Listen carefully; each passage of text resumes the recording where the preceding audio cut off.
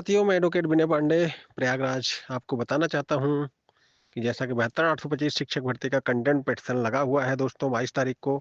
और जैसा कि आप लोग जानते हैं कि जस्टिस संजय करोल पिछली सुनवाई के दौरान ये कहे थे कि जो है, जो भी डिटेल है जो है नोडल अधिकारी जो है इसको अपना 2 सेपरेट लिस्ट, एक 90/105 की, एक जो है बिलो मेरिट। हालांकि जस्टिस कह रहे हैं कि जो है कि हम जीरो से उठाएंगे और हम आगे चर्चा कर लेंगे क्या करना है क्या नहीं करना है, लेकिन सबकी लिस्ट बनाने के लिए उन्होंने कहा है। फिलहाल तो दोस्तों मैं आपको बताना चाहता हूँ 16 तारीख की काज लिस्ट आ चुकी है।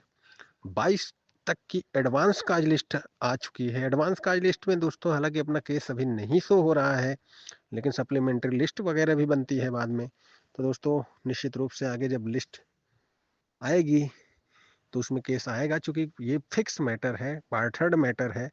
और पार्ट थर्ड मैटर में दोस्तों चूंकि बेंच इस समय जो है जस्टिस संजय करोल की बेंच इस समय चल रही है जस्टिस मसीह के साथ, अगस्त ए जॉर्ज मसीह के साथ जो है संजय करोल की बेंच है।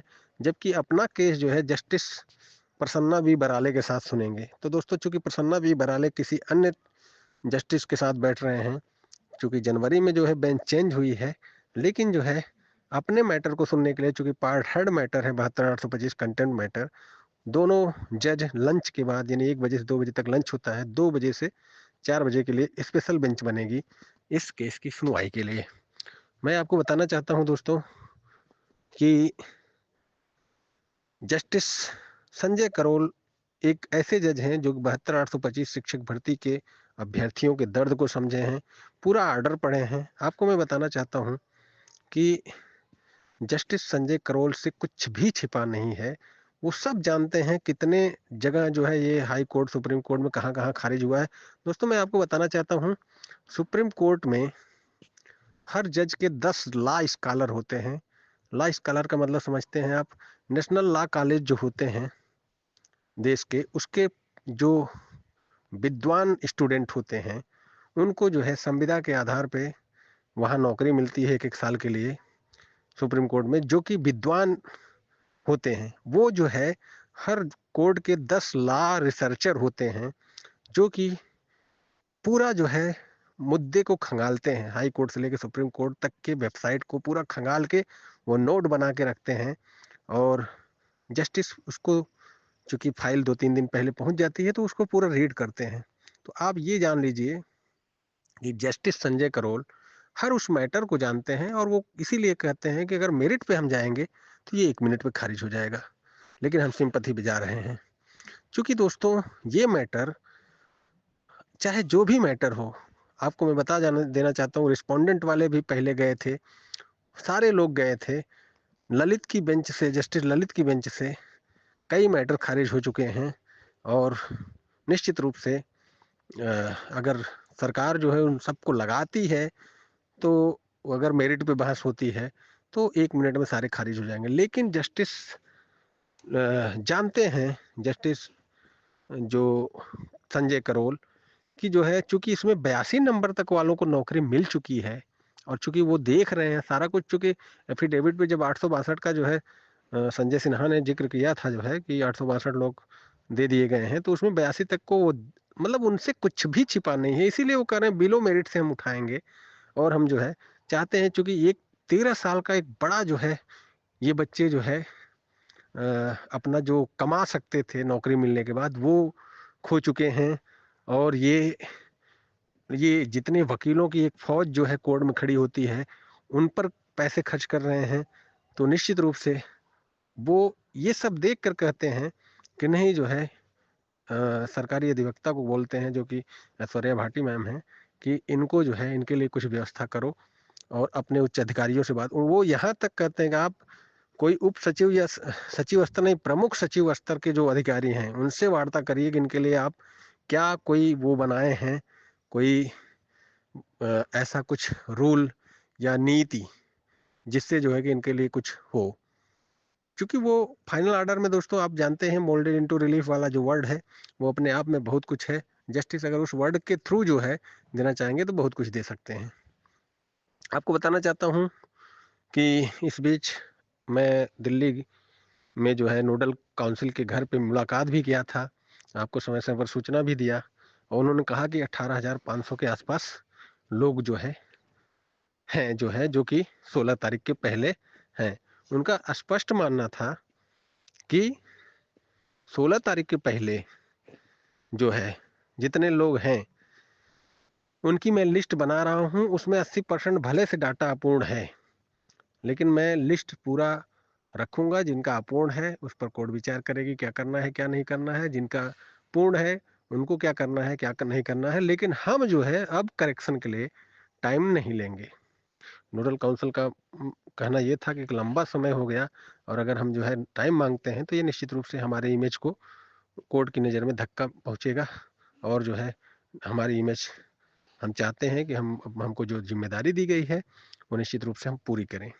मैं आपको बताना चाहता हूं दोस्तों कि 72,825 शिक्षक भर्ती में जो भी लिस्ट है वो कल तक यानी कि 15 तारीख के बाद करेक्शन नहीं होगी। 15 तारीख तक ही टाइम था, 15 तारीख के बाद कोई करेक्शन नहीं होगा।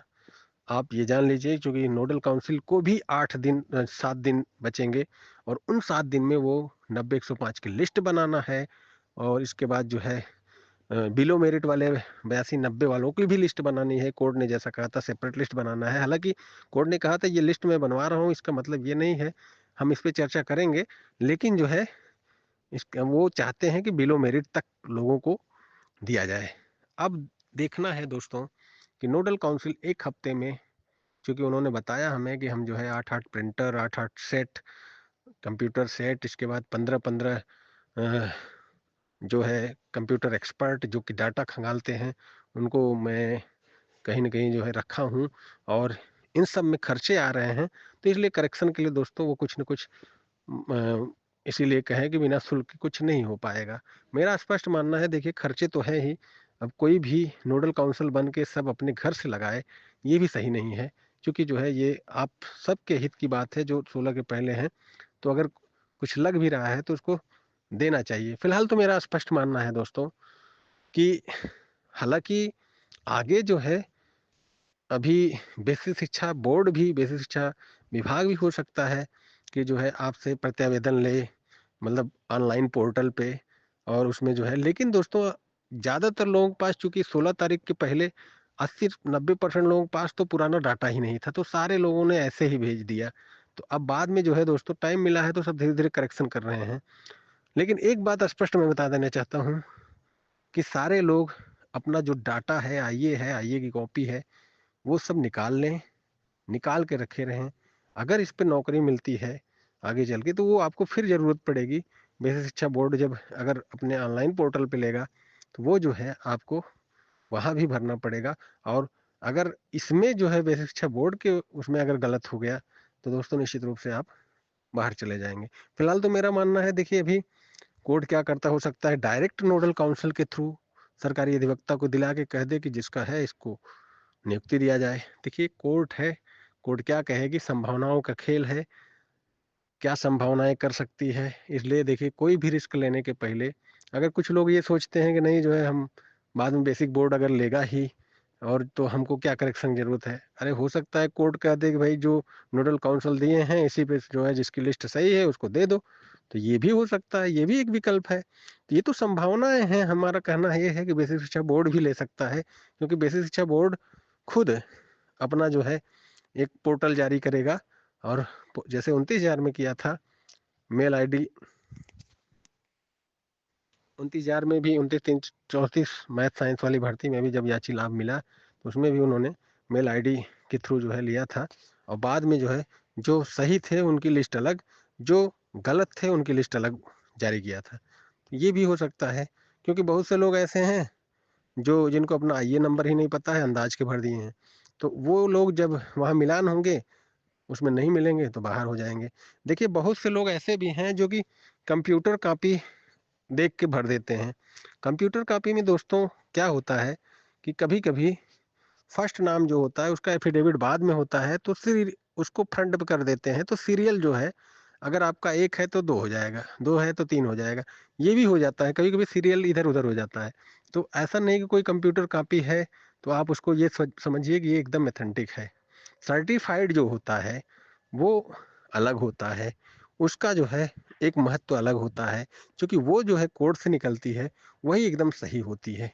तो जैसे अगर ऐसी परिस्थितियाँ बनती है कि बेसिक शिक्षा बोर्ड जो है अगर आपसे कुछ प्रतिवेदन लेता है, तो भूल कर भी आप जो है तब ये गलती मत करिएगा कि कंप्यूटर कॉपी से भर दिया जाए।